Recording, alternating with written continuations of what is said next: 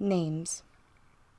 Words assigned to other human beings to identify them to their fellow human beings. We walk around every day, calling out to one another, using words of a specific language to address a chosen person. Even without knowing a person's name, we still use them to direct our thoughts, like the blonde woman or the bearded man. All of these words describe and name the people and world around us. These words direct us. But what if there were no names? What if we walked by someone we knew by looks, but could not call out to them to get their attention? What would life be like then? Would our thoughts hold a coherent structure? Would we even know each other? Popular talk shows couldn't exist in this reality, because they couldn't name who they would talk to. Confusion would follow the presidential elections, as no one would know who they were voting for. School would be harder, since you would be meeting the new people that you didn't even recognize. Our brains could not survive without naming people. Our minds would fill with thoughts but no one to direct them to, no one to name. Words like blonde or bearded would carry no weight, for those are names given to those we do not know.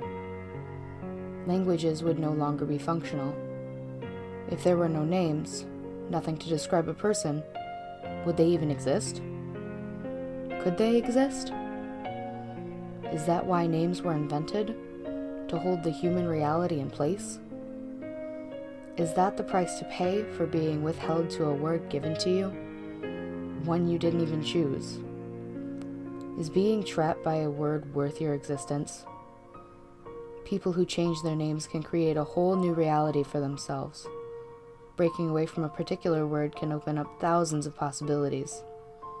Also, those people that give you names, do they own you? Are you withheld to their power, their will? We name animals, and by society's standards, we own the animals we name. If the government named you, would that mean they owned you too? Is being safe inside the confines of reality mean you give up your freedom? That's the conclusion that I came to. Now, you may be wondering why I asked you all these difficult questions. You may have already left. The ravings of a mad woman sent to torture your subconscious is not worth the time it takes to listen. It's exactly what your captors want you to think. Who do you think started the naming process? Wouldn't it be the people that owned you as well as the entire human race? Reality is what we believe our world exists in, what we don't want to break away from, when in fact it's the very thing that holds you hostage, holds you back from true freedom.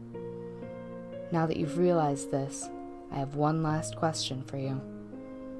What is your name?